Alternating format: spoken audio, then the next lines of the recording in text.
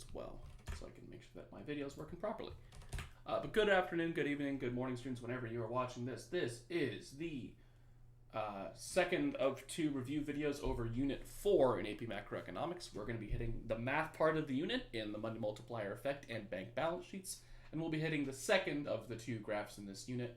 We'll be talking about the Loanable Funds Market graph. Again, the game plan here is 30 minutes of review, 30 minutes of questions. Although this time I will be kind of leading with a question to show how the bank balance sheet stuff works, because that is more easily explained with an actual question to go off of. So I'm going to use one of my questions kind of early in this video. But yeah, that should be the game plan for today. I'm trying to think of anything else that's big to mention here. AP exams are coming soon. As of when I'm recording this, which is April 15th, we are about 3 weeks away from AP exams starting up. Your AP Gov exam is the morning of the first set of AP exams. That's May 3rd for any of you guys taking it in person. The Econ exam is the next Monday, May 10th. So it's about 4 weeks from this Monday is the AP Macro exam. 4 weeks sounds like a long time. We get there very fast, trust me. Especially with all the other AP exams you're going to have going on. These next 4 weeks are going to fly by in a way that you are not going to appreciate.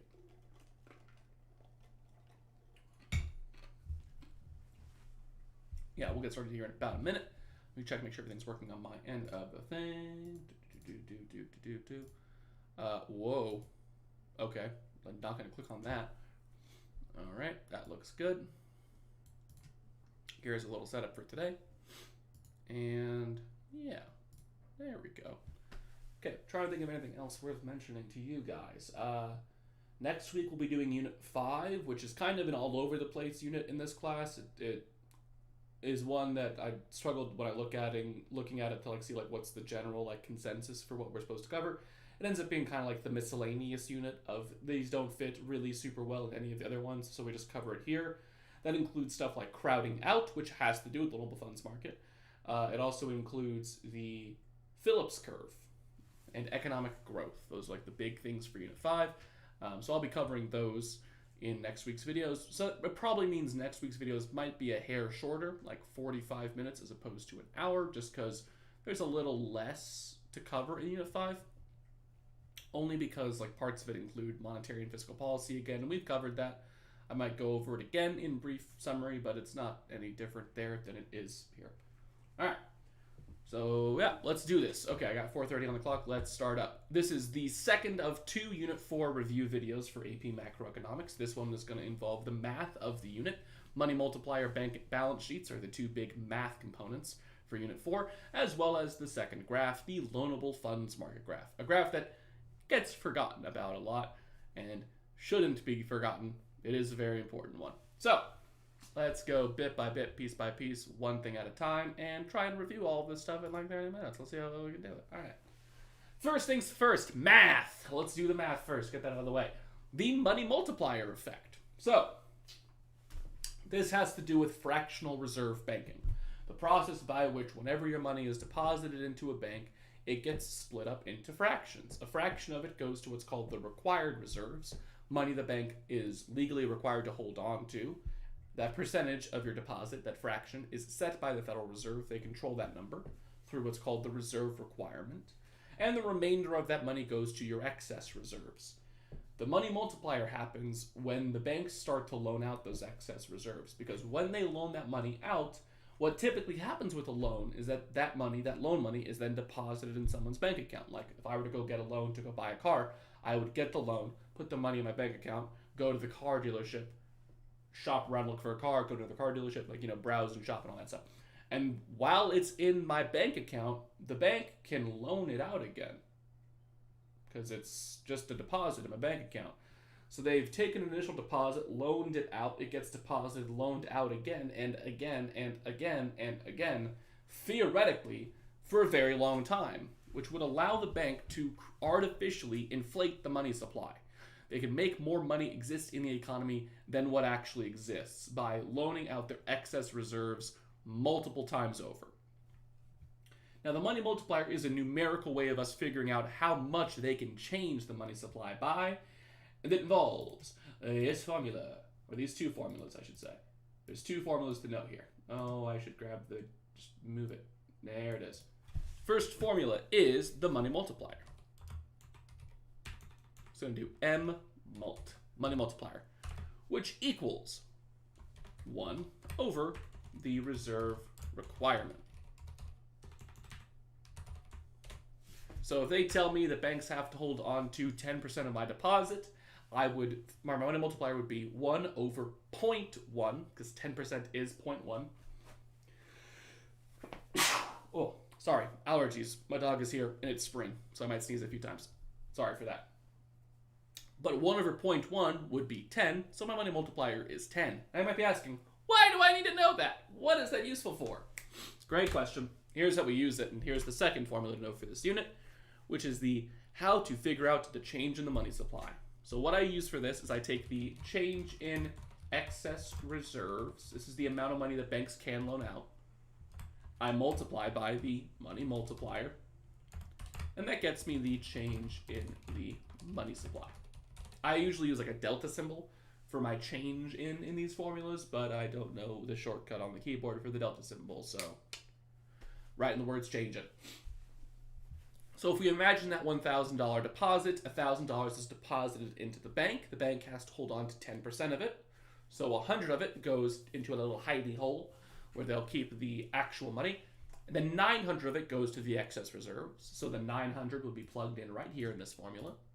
I then multiply that 900 by my money multiplier, which again I established would be 1 over 0.1, which is 10. 10 times 900 means the bank could actually increase the money supply by as much as $9,000. Wow. That's a lot. By loaning out loans of loans of loans of loans, banks could artificially increase how much money is in our economy. The fun part is none of that money physically exists anywhere. It's all numbers on a keyboard. That's terrifying. So, that's the thing to be just kind of freaked out about all the time. Also to be freaked out about is that in the real world, the Federal Reserve has recently lowered the reserve requirement to 0, which means theoretically, money supply should be changing by infinite numbers right now. Or, could be, if banks actually lent out all of that money. They don't. That's the money multiplier, in a nutshell. Okay. Second thing, the thing that this gets used with a bunch are bank balance sheets. It's sort of the go-to FRQ format for this. And this is going to make a lot more sense to do just by looking at an FRQ over it. So I'm going to use this one. And I'm going right into a question. But that's only because the bank balance sheets don't make a lot of sense to just talk about in theory. They'll work way better if we talk about them in practice. So here's a bank balance sheet. We've got meaty at a bank. We've got assets and liabilities. Here's some numbers. There's $100,000 deposited in this bank. We've got $0 of owner's equity. That'd be money the owner invested into the bank to help the business run. The bank has loaned out $85K, has $10K of required reserves, and $5K of excess reserves. So, how should I be interpreting this? Basic idea is a bank has assets and liabilities. They have things they can use to make money, and things they are responsible for ultimately at the end of the day. You put $10K in the bank, you should be able to go to that bank and withdraw $10K later, right? But the bank does use your money. And what this thing also tells me is what this bank is doing with this $100,000. The assets and liabilities are the same money. This left side is what they are doing with what they have from the right side. So $100,000 was deposited there. The bank has loaned out $85,000 of it. They currently have $5,000 more of it that they could loan out because excess reserves are usable money for the bank. And they have $10,000 they are legally required to hold on to. So the question asks first, what is the reserve requirement? And for that, I just look at these two things. The required reserves and the demand deposit, because the reserve requirement is the percentage of your deposit a bank has to hold on to in their required reserves. Oh, so it's just asking what percentage of this is this? What percentage of my deposits are my required reserves? 10,000 over 100,000 is a tenth or 10%. Easy peasy. B is where this gets hard, and it's where we get to what I like to refer to as the 2 rules of a bank balance sheet. So, B says, Assume that Luis withdraws $5,000 in cash from his checking account at Mi Tierra Bank. First part asks, by how much will Mi Tierra Bank's reserves change based on Luis's withdrawal? Asking, how much will these numbers change by when he withdraws 5K? All right. What I have to realize is this $85,000 is money that has already been loaned out. He's withdrawing $5,000 from his bank account. That means $5,000 is coming from here. It also means $5,000 has to come from here because, again, this is that money. So if this side drops to 95K, this side has to drop to 95K. Rule number one of the bank balance sheet is both sides have to balance. Your assets must equal your liabilities. So I know their deposits should change by 5,000. I also know that their reserves should change by 5,000. So how much do they change by? 5K. Note that the question didn't specify which reserves they're talking about. They're just talking between these two numbers, how much should it change by? I know that 85K can't change because it's been loaned out. When it says loans here, it means money that is presently being loaned out. You can't call up the guy who took out an $85,000 loan as the bank and be like, hey man, I know we gave you $85,000, but we have $5,000 back, please, real quick, would that be cool? You can't do that. So, or at least it's a super awkward conversation, so they definitely don't do that very often. So their reserves are going to change by $5,000. Second question. The most common thing I see on bank balance sheet questions outside of the reserve requirement question is this one. What is the initial effect on the M1 measure of the money supply? Reminder, M1, the money supply, is made up of three things, but really two things ultimately. Cash, like currency in circulation, and money in demand deposits. So he withdraws $5,000. It was in demand deposits. It's now in cash. There's 5,000 less in demand deposits. There's 5,000 more in cash. What has happened to M1? Nothing.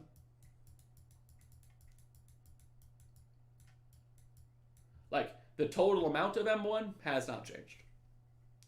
I moved 5,000 from demand deposits into cash. Both of those things are part of M1.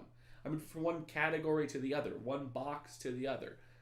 I have one tissue in one hand, no tissues in the other hand. I move it to my other hand. How many tissues do I have? Still one. I just moved the hands. Doesn't matter.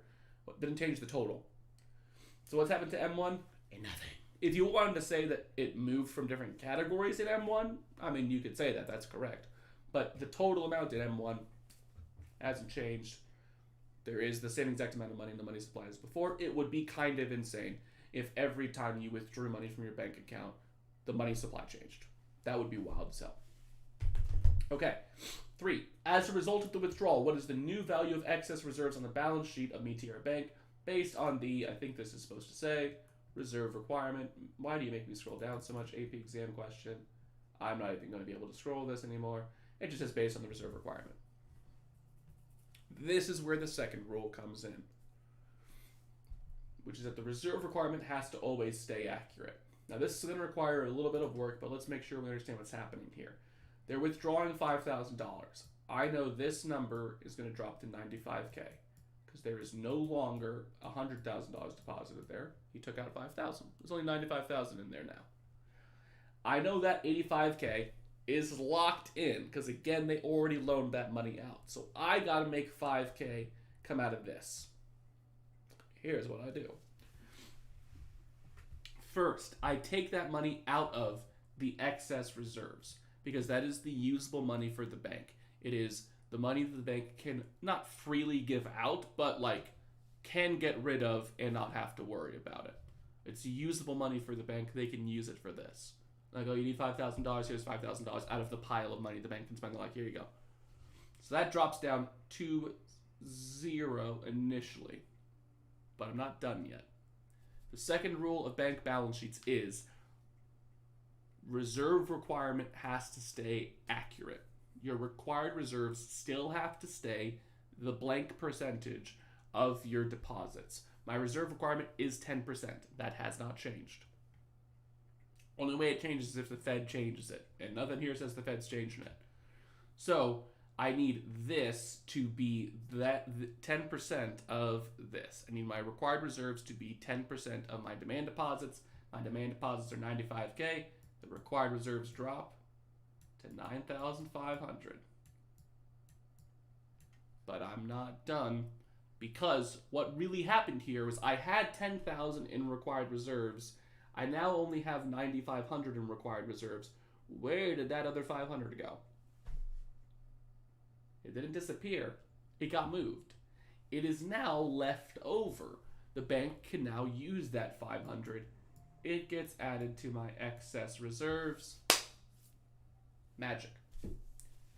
We have successfully balanced the balance sheet. The new value of excess reserves is $500. To be clear, withdrawals are the most complicated thing to draw on this, or to do on a bank balance sheet. But follow your 2 rules. Rule number 1, both sides must balance. When I dropped this to 9,500 and had 0 here, both sides did not balance. I had 85,000 plus 9,500. That doesn't equal 95,000. That equals 94,500. Uh-oh. Second rule, reserve requirement must stay accurate. Oh! That's got to be that percentage of that. Whatever's left over goes to my excess reserves. Excess means leftovers. So we got 500 there. Okay, C, I think I remember C from memory, because I've done this FRQ a lot in my class. It says, assume the next day John withdraws from Meteor Bank an amount that exceeds the bank excess reserves. Assuming that no loans are called in what ways can Meteor Bank cover that withdrawal? Basically, how if John were to come in the next day and be like, hey man, I'd like to have 20 grand back of my deposit. The bank's liable for it. They have his money. What's the bank gonna do? Oh, they can't call in the loans. Panic, scream, freak out? No. The bank's gonna borrow.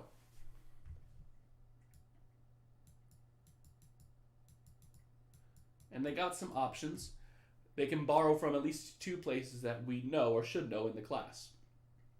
They can borrow from the Federal Reserve and pay back what's called the discount rate. It's called, they're utilizing the discount window, is how it's technically phrased, but you can say borrow from the Fed, pay back the discount rate. That is not inaccurate.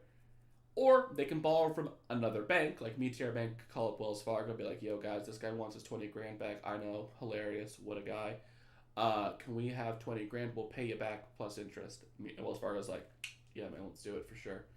Easy money. So they can borrow from the Fed, they can borrow from other banks. These are both called overnight loans, is a general word used for it. But that's the classical move of if the bank loans out too much money, oh man, we loaned out too much of your money, we can't give it to you right now.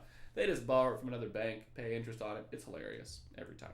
Okay, that's a bank balance sheet. There is no easy way to explain them. You just kind of have to show kids how they work.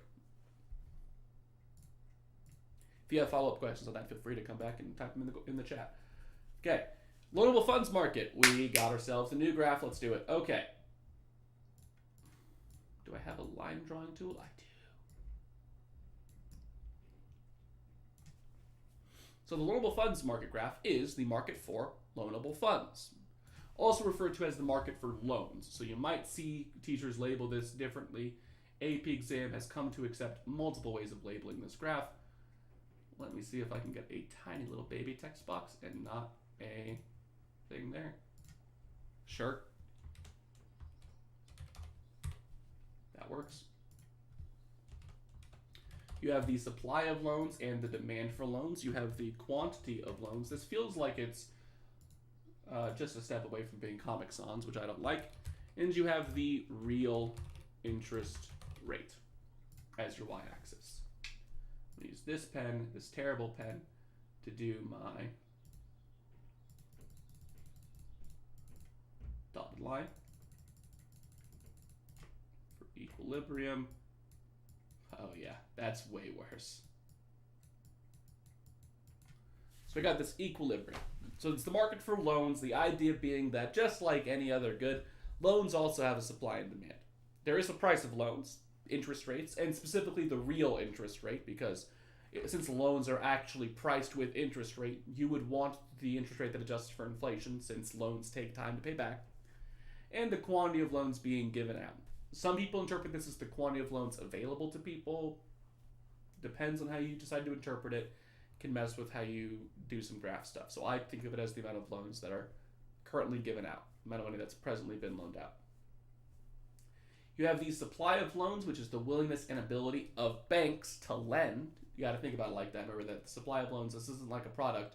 This is a loan. So banks are the business we're talking about here. Loans are the product. This is how badly they want to loan money out to people / their ability to do so. And the demand for loans is the overall desire to borrow, basically. The more you want to borrow, the more loans you're going to want. Demand would rise. The less you want to borrow, the less loans you'd want. Demand would fall. I say overall because it's important to mention that consumers aren't the only ones that borrow, right? Businesses borrow to pay for investment spending a lot of the time. Government borrows to pay for a lot of its spending. So be aware this is not just a consumer thing. So start with the supply of loans. Supply of loans built by lenders. It's their deal. What kinds of things affect the supply of loans? Lots of stuff. But we got to basically boil it down to things that affect banks. First thing that affects banks, how much money they got. If you make it so banks have more money, they'll be able to supply more loans. If you make it so banks have less money, they'll supply fewer loans. So one of the most obvious shifters of the Loanable Funds Market graph is actually the money supply, which is the supply curve on my money market graph. But when I do like an expansionary monetary policy, like for example, lowering the reserve requirement, that means banks can loan out a bunch more money. Okay, well if this is the supply of loans, then and banks can loan out a bunch more money out, that's a lot larger supply of loans then. So supply would increase. So monetary policy, just like it changing the money supply, would also change the supply of loans. Additionally, things like saving change the supply of loans because most people save most of their money in banks. So if we say that people in general are saving more money, we can interpret that as to mean banks have more money now, so supply of loans is growing. People start saving less, supply of loans is diminishing. There you go. A couple other examples. The most obvious one that is important for Unit 6 is capital flow, which refers to where money is flowing internationally. If your country is currently experiencing capital inflow, that means that other countries are buying a lot of stuff from your country, so a lot of money is flowing in, because capital flow refers to the money part. If you got a bunch more money coming into your economy, then where does that money usually end up? Banks, because if you get it, you put it in a bank. If a business gets it, they put it in the bank too, so. Banks get more money. Banks get more money is code for increased supply. If your country's experiencing capital outflow, meaning your people are buying a bunch of foreign goods, then money should be flowing out of your economy, which would mean that the banks in your economy have less money, so the supply is decreasing. That's how you got to think for the supply curve. Demand for loans, how badly you want to borrow. There are really three functional demand shifters here, and they are consumers' borrowing behavior, businesses' borrowing behavior, government's borrowing behavior. If consumers want to borrow more, say the housing market is really profitable right now, you should go buy a home, cool, demand for loans goes up. If we make it so that college is tuition free, well then people wouldn't need student loans very much, if like at all, so demand for loans would be going down, right? Because consumers either need more or less loans in those examples. If we make it so that it's a really good time for businesses to expand, for them to grow, there will be a greater demand for loans, because how does a business grow right now? Borrow. How do you get a business to open a new factory tomorrow when they can't open it today? Take out a loan, pay for the factory, pay for the loan later using profits you make from the factory. Bing, bang, boom, stonks, whatever. Okay. The idea being, if it's a good time for businesses to produce more, then they're going to want to produce more. How do you get them to magically produce more? Money. In this case, through a loan. If it's a really bad time for businesses to expand, cough, cough, like last April, about a year ago, when the pandemic was really kicking into like, oh, this is happening. Then the demand for loans would be falling because businesses aren't going to want to expand. That's not a good time for them to do that. They're not going to make very much money. And lastly, the government part of it, which has to do with crowding out, which is a thing in next unit. But when the government wants to borrow more money, they are effectively demanding more loans. If the government is going to try to keep its spending habits really high, even though it wants to keep taxes really low, which is the classic American government problem of how do we provide a bunch for our citizens while not taxing them anything. The answer is debt is how you do that. The government has to borrow more. And that can be technically drawn as a supply decrease. I always draw it as a demand increase. Up to you on how you want to interpret it. I think demand increase makes more sense, but up to you. Okay. Whenever you're changing this graph, though, whenever you're shifting a line here and getting yourself a new equilibrium, you are going to be changing the equilibrium interest rate. To say demand for loans goes up because government borrowing. That's a big deal, because that means even adjusted for inflation, the cost of borrowing is going up. It's making it harder and harder for other people to borrow and spend money. So you would say, as a result of this change in interest rates, something like investment spending, which is spending tied right to borrowing, is going to go down. Because it's going to cost us more to spend, we're not going to spend as much, and that is an aggregate demand shifter. So just like with our money market graph from Tuesday, changing this graph will also change aggregate demand, because just like that graph, interest rates get affected. When an interest rate goes up, investment spending falls because borrowing is harder, we can't borrow and spend as much, and AD, aggregate demand, is measured by our spending. If we're spending less, aggregate demand is getting pulled back. The money market graph connection I mentioned is the money supply thing. That when you change the money supply, you are, like 9 times out of 10, also changing how much money banks have. Because if you're saying that people have more money, people put their money in the bank, so banks have more money, is implied by that. So whenever you increase the money supply of loans goes up. If you decrease the money supply of loans goes down. To be clear, not a two-way street. It isn't a guarantee that when the supply curve on this graph goes up, that the money supply goes up. It is money supply changes supply of loans, not the other way around. That's an important thing to mention. Okay, we're at 4:55. It's about 25 minutes.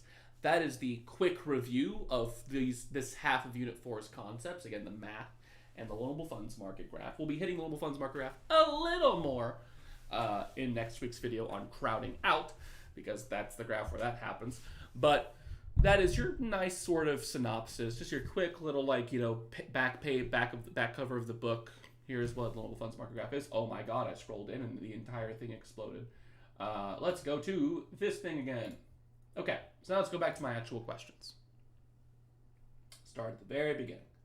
Let's make this zoomed out to normal, but make the font size bigger. For some reason, this is not a thing that works great. Shocking that we would have a software that doesn't work great in education. Okay, so question number 1. The reserve ratio is 10%. Killer. What is the maximum change in the money supply? Hello, keywords. From John's deposit of $50,000 cash into his checking account. Okay, what formulas are we using here? They asked for the change in the money supply. My formula was, I take the change in, I'm going to abbreviate the hell out of this, apologies. The change in the excess reserves multiplied by the money multiplier. I know, abbreviated everything here. To be clear, guys, if you don't know what this stands for, don't abbreviate it. I've taught this class 8 times. I'm going to abbreviate stuff. And that'll get me the change in the supply of money, aka the money supply. I'm solving for this. I need to know what this is first. It's not 50,000. This is an important thing to clarify. John deposited 50K, but 50K doesn't go to the excess reserves. Remember, when he deposits it, it gets split. Part of it goes to the required reserves, the rest of it goes to the excess. 10% of it goes to the required reserves. 10% of 50,000 is 5,000. The remainder goes to the excess. That would be 45K. $45,000. I multiply by the multiplier, which is again 1 over, and this time it is 0.1 again. It's the most frequently used one, as a heads up. 10%, 20%, and 25% are basically all they use in the AP exam. They might make one be 15%, but you won't ever have to use that number. And 1 over 0.1 is 10. 45 times 10 is 450. Throw a K at the end. Bada bing, bada boom. D. That's it. Now again, it says that he deposited 50K, so you have to keep in mind the fact that not all of that deposit goes to the excess reserves. There are things that can be all excess reserves, like if the bank had 50K of bonds that it sold to the Fed, the bank would have just received $50,000, and that's not a deposit, so they don't have to hold on to any of it. But when money is deposited into the bank from a person, they have to split and hold on to a chunk of it, 10%, and the rest of it goes to the excess reserves. Next question. 2. Assume that the reserve requirement is 20%, but banks voluntarily keep some excess reserves. That is actually how this works. Banks tend to keep excess reserves, not a ton of them, but some of them. A $1 million increase in new reserves will result in a question mark.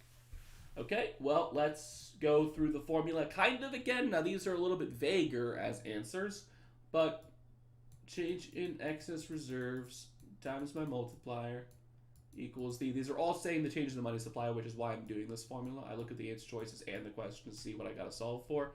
It says money supply for all of it. I'm going to do money supply. They tell me that the reserves increased by 1 million. It doesn't tell me if it's excess or required. I don't know. Let's go with it's all excess and see what happens from there. So 1 million times my multiplier, 1 over 0.2, equals the change in the money supply. 1 over 0.2, 0.2 goes into 1, 0.2, 0.4, 0.6, 0.8, 1, 5 times. 1 times 5 is 5. Now that gets me to a problem. 5 million. 4 of these answers are 5. That's annoying. And 2 of them are increase, 2 of them are decrease, and some are more, some are less. Okay, so let's pause and think about this. There was an increase in reserves, so the money supply should be going up because banks are using that money to create more. If this was 1 million less in reserves, then money supply would be going down because that would be like a negative 1 million. So we've got it down to A or B. Now, is it going up by 5 million or is it going up by less than 5 million? And you're like, well, it says 5 million, McRitchie. Wouldn't it obviously be A? No, because of this. They voluntarily keep some excess reserves. This formula is under the impression that they are loaning out all of their excess reserves. There are 2 things in the sentence that make the answer B. Banks voluntarily keeping some excess reserves, and this being an increase in new reserves. I can't guarantee that this is all excess, and even if it was all excess, the bank isn't going to loan out all of it. So this number, the 1 million, is kind of the highest it could possibly be, and it can't even be that high because they don't loan out all of their excess reserves. If they loaned out 99% of their excess reserves, this could be $999,000 times 5 is less than 5 million.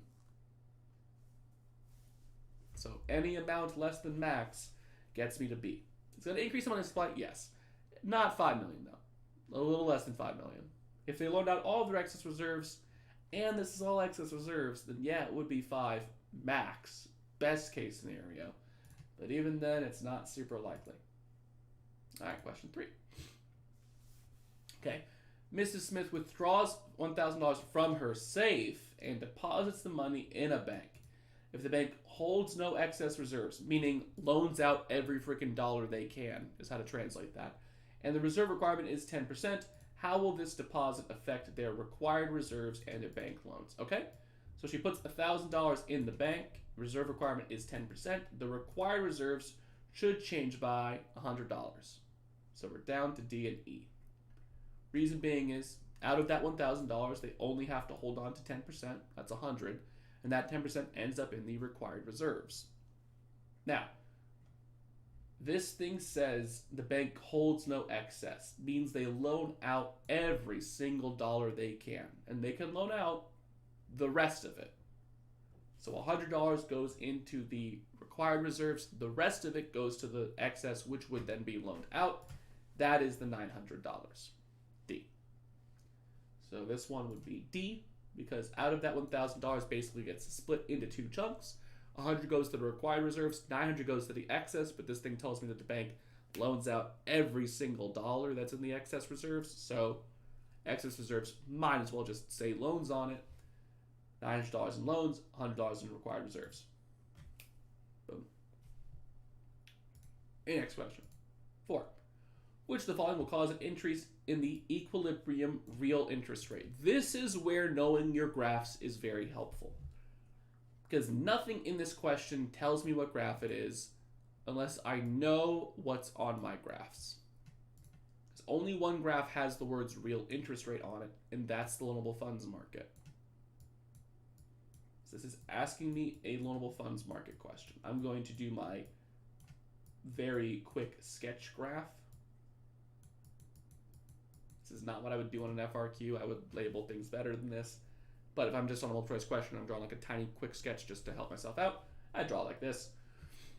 I need an increase in real interest rate. I need whatever my equilibrium is to now be higher up. So that would be either a demand increase, because I'd be up there, or a supply decrease, because I'd be there. So it either has to increase the demand for loans or decrease the supply of loans. All right. An increase in investment demand. Investment demand is your demand for investment spending. Okay? If people want to spend more in the form of an investment, most investment spending does require a loan, so that would be a higher demand for loans. This could work. This would increase the demand for loans, because if people want to invest more, they would want to borrow more in order to do that. So that conceivably would get me a higher real interest rate. So A is possible. B, an increase in saving, which would be an increase in the supply of loans, because banks would now have more to lend out because they're saving more of it, and more of it is being stored in the bank. That would get me a lower interest rate, so it's not B. C, an increase in the government budget surplus. That would mean the government doesn't have to borrow as much, because if they have a budget surplus, they are doing very well financially and would not have to borrow to finance it. That would decrease my demand. A decrease in the budget deficit is kind of the same as this. These are very similar things, where the government will be borrowing less because they're in less of a deficit, so again, demand would drop. And the purchase of government bonds by the central bank, so this is the Fed buying bonds example of monetary policy, is an expansionary monetary policy, which increases the money supply, thereby increasing the supply of loanable funds, which is also going to get me a lower interest rate. The answer was the first one. It was A. Because an increase in investment demand would mean people want to invest more. Investment spending is spending that is pretty much going to be tied to loans, because either businesses are borrowing to pay for like a new factory, or you're borrowing to buy a house. That's basically what investment spending boils down to. So higher demand. Oh, hey, looky, higher real interest rate. Ta-da! So when a question tells you something like, hey, what happens to equilibrium, fill in the blank, it's a graph problem. If you know what your axes are on your graph, you know what graph you're drawing. If you forget that it's real interest rate on this graph, you might be just stuck going like, I don't,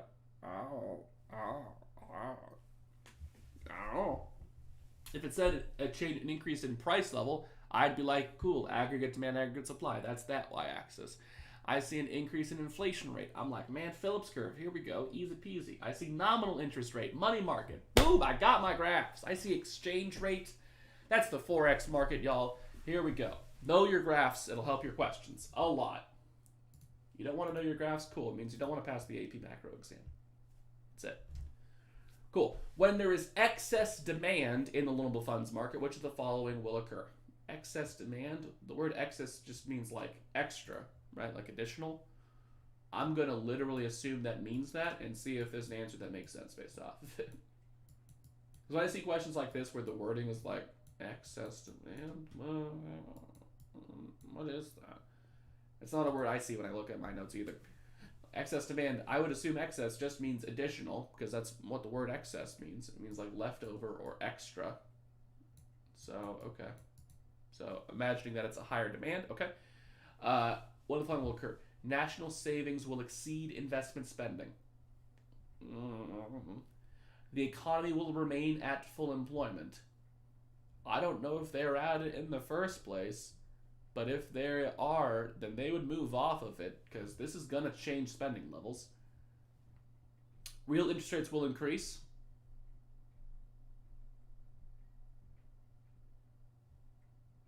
Yep. Don't know about that at all. Money supply will increase. Well, I just increased the demand for loans, so probably not. Don't know if that's true. What is that? It's E! Knowing your graphs helps. And just trying to graph it helps. I draw, like, I've done practice AP exams just to sort of, like, you know, check and make sure that, like, I'm good at my job. Because it'd be bad if I did poorly on an AP macro exam. So I take some practice tests every now and then, like once a year typically. My practice tests are covered in graphs. And I like know how the graphs work. And I still draw them every time because why bother not drawing it? I'll abbreviate everything on a multiple choice section because I'm trying to do them in a time limit. But like I'm going to draw just about everything I need to make myself successful. All right, 6. Investment in physical capital is most likely to occur as a result of an increase in debt. This is technically not a graph question. It'll affect a graph, but it's technically not a graph question. Investment in physical capital. This is investment spending. Okay. Which is spending by businesses on themselves in order to stimulate their production. Also includes consumer spending on like homes and cars and anything that might require a loan. So what would get businesses to buy more resources? Higher interest rates? No, that would make them not want to do as much investment spending because those are inversely related.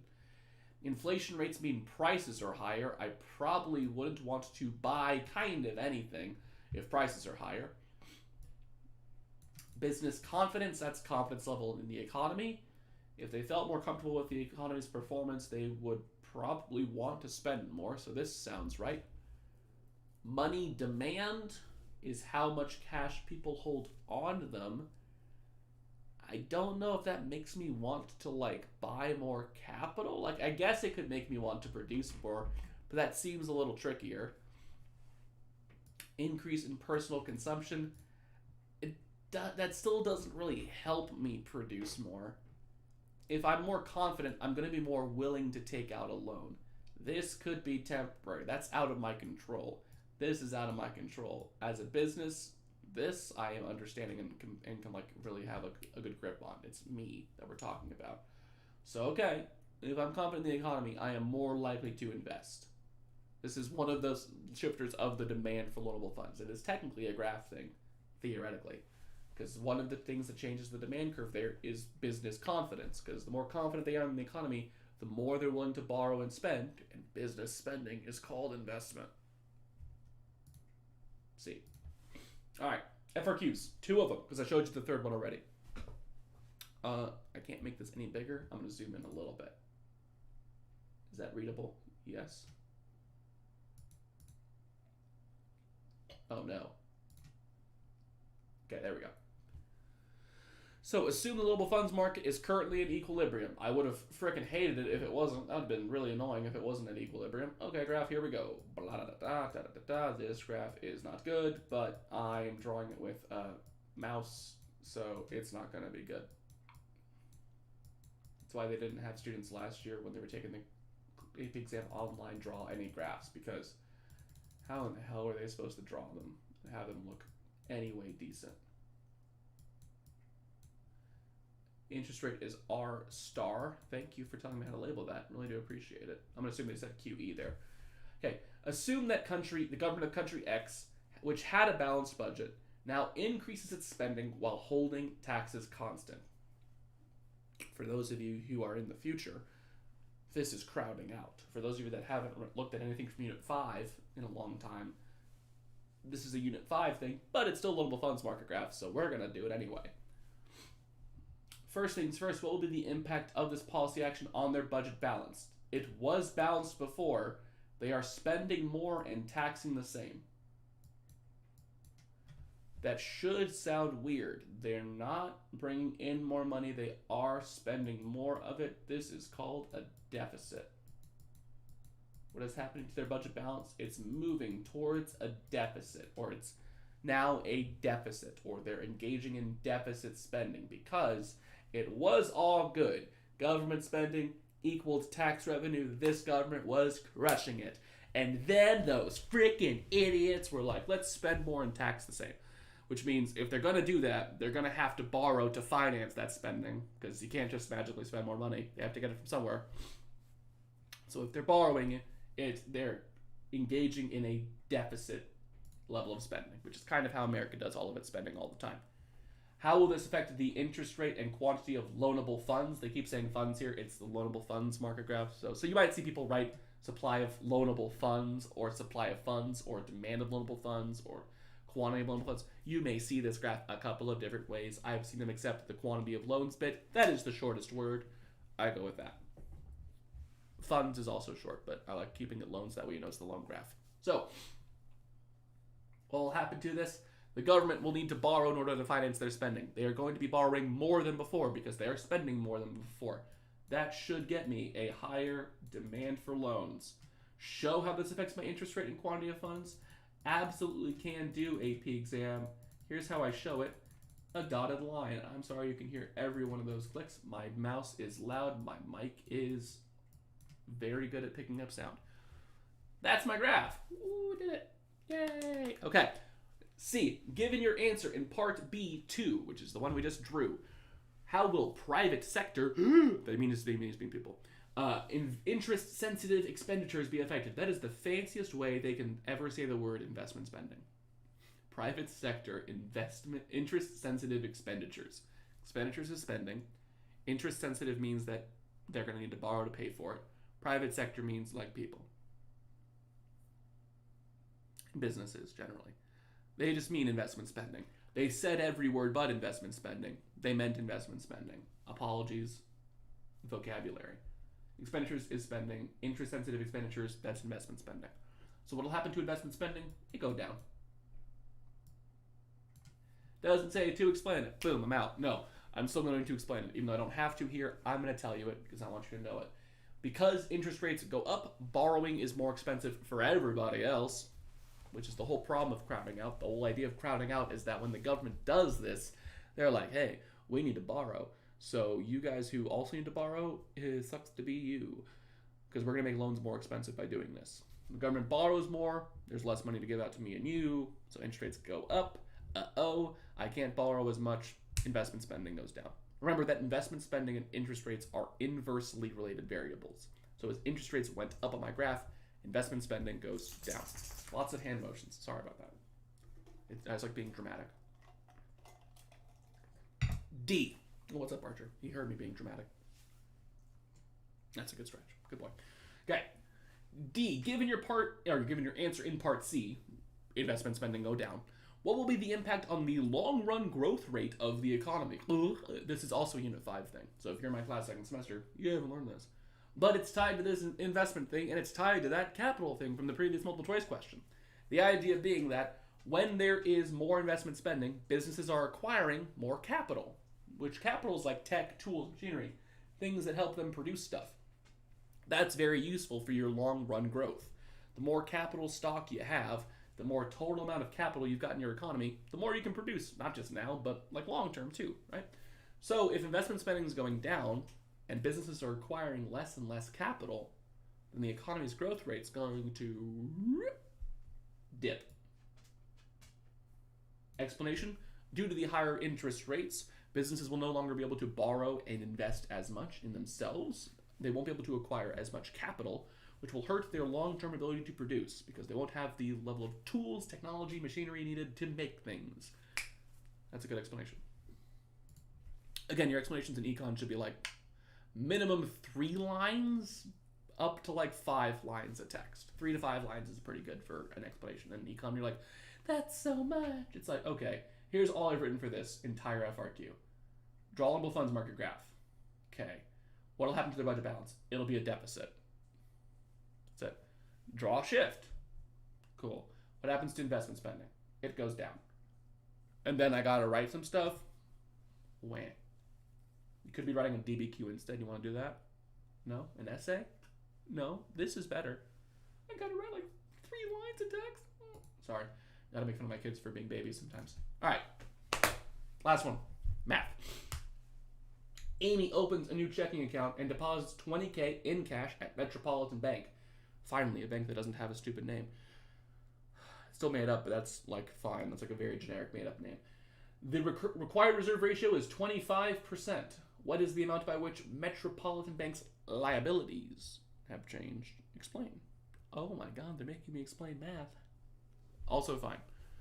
Liabilities on my bank balance sheet. I'm imagining the balance sheet. I always have to remember not to abbreviate anything on this because I always want to abbreviate mine, and then it's like, okay, LIA, just immediately can't abbreviate it because if I abbreviate the right side, I'll abbreviate the left side, and if I abbreviate the left side, I write but. So, assets, liabilities. On the asset side, again, are things the bank's using to make money, so like their reserves and any loans they might have, a bond they might have bought, whatever, would all go down the asset side. Liability side, what goes there? Deposits. How much is being deposited there? $20K. Okay. Your explanation here is actually very short. Straight up is short.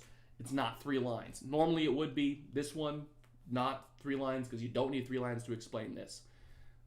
Deposits are a thing the bank is liable for. They are responsible for paying you back for your deposit, so $20,000 of deposit is all listed in the liability section. That's maybe 3 lines, and that's me really spelling it out for the grader. If you were just to say that deposits are listed as a liability on a bank's balance sheet, that's like a line, that works. So $20K. Calculate the change in required reserves to Metropolitan Bank. Show your work. Oh my God, show my work. Oh, okay. So $20K times 0.25. I don't really actually have to show them what this does and how to solve this, even though there's no calculator. They just want you to set it up. It's like, I just got to find 25% of 20,000. Cool, I'm just going to multiply it by 0.25. 0.25 times 20,000. An easy way to do this is to do 10,000, find a quarter of that, and double it. So a quarter of 10,000 is 2.5K. Double is 5K. This question is literally asking, what is a quarter of 20,000? If you wrote 20,000 divided by 4 as your work, that would also work. Required reserves will change by 5K. C, doesn't tell me to show the work on this one. What is the dollar value of the maximum amount of new loans the bank can initially make, from Amy's deposit? Explain it. Can do. So how much money of her deposit can the bank loan out initially? Initially means not a multiplier question. When they say the words initially, they are saying, hey, you know the multiplier exists? Don't worry about it. We'll get to that later. Initially means initially. So she deposits 20K. I think of the 2 buckets. I think now 5K of it goes to the bucket that they cannot touch. Do not touch the bucket.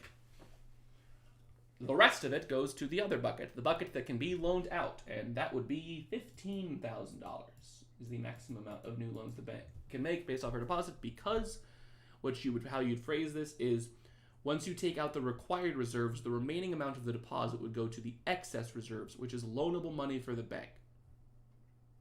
The bank can loan out all of those excess reserves, and in this case, the excess reserves would total $15,000, and you could put parentheses like 75% of the deposit. Okay. D, as a result of Amy's deposit, what is the maximum amount by which the money supply can change throughout the banking system? Show your work. When you're showing your work and you know a formula, write the formula. Generally will save you a bunch of time. Again, I do change in excess reserves times the money multiplier. When you abbreviate stuff in this formula on the AP exam, they're usually pretty chill about it in the show your work section because they can figure out what you're doing a lot of the time. Because sometimes teachers have like specific abbreviations for stuff in econ. Like my multiplier thing, I do MM for that because there's more than one multiplier. I've seen just M as it, but there's more than one multiplier, so I'm going to use the money multiplier. Excess reserves changed by 15K.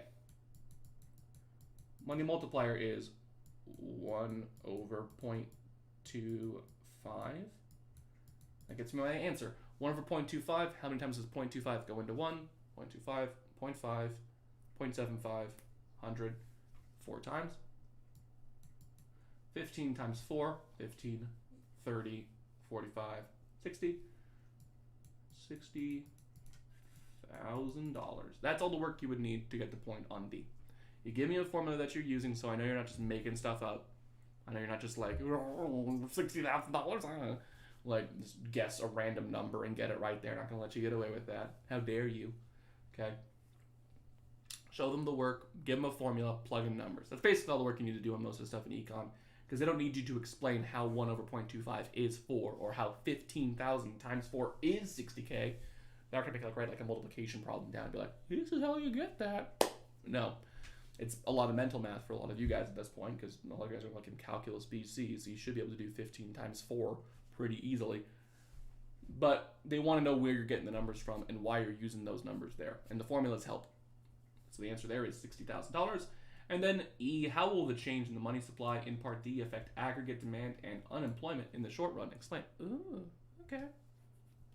So more money being available in our economy will allow us to do what with it from a spending standpoint? More. We can spend more. Now, for explanation standpoint, I would probably use the money market graph for the explanation. Namely, I would say, due to the increased money supply, interest rates should go down in this economy. Because if banks can lend out more money, then loans become more affordable. As those interest rates fall, investment spending will increase since people can now afford to borrow more in order to finance their spending. This will increase aggregate demand. Aggregate demand, covered.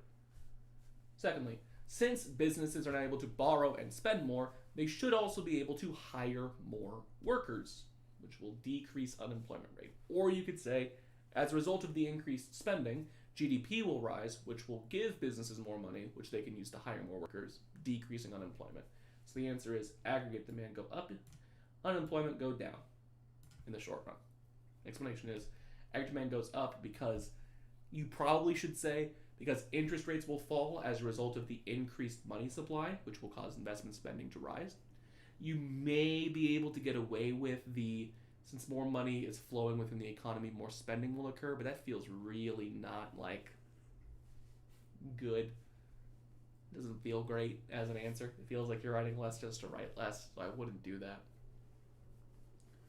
In fact, I'll double check to see if you even could have gotten away with that or if they would have required you to do the interest rate thing. Let me double check this scoring guidelines on E here. I want to see. If you can hear rain right now, it is raining outside, so apologies. My window exists, and my mic picks up just about every single audible sound in my entire apartment.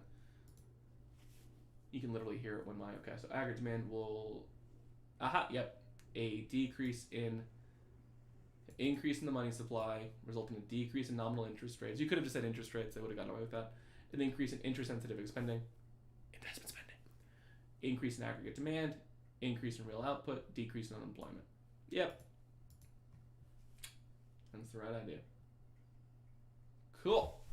So that should be it for the Money Multiplier Bank Balance Sheet Loanable Funds Market. Again, I did a bank balance sheet FRQ right at the beginning as my way of explaining bank balance sheets. So if you tuned in later into the video, that is happening earlier in the video than the other FRQs, although that second FRQ is kind of a money multiplier problem, so it sort of fits in that general umbrella. It's just not a balance sheet itself. So there were a total of 3 FRQs I went over in this video. There was a Loanable Funds Market, primarily one that dealt a lot with Unit 5's crowding out stuff, so I don't know if I will reuse that one in Unit 5, but I might need to, because it's kind of perfect for it. There's just not, it's just a really good FRQ for Loanable Funds Market. Then have an FRQ that is money multiplier stuff all the way down the line. That's 8, the one I just did, and the bank balance sheets FRQ that kind of hits on a bunch of stuff in Unit 4. So all 3 of those FRQs are good. Handful of multiple choice questions just to show you what those look like for the math stuff and a couple of the graph things, general tips and tricks, and that is it for Unit 4.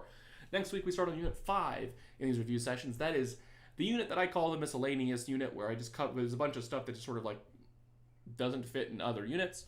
That includes economic growth, so that whole capital stock thing that I mentioned earlier, and includes the quantity theory of money in that economic growth stuff, which we have not talked about, and it's weird.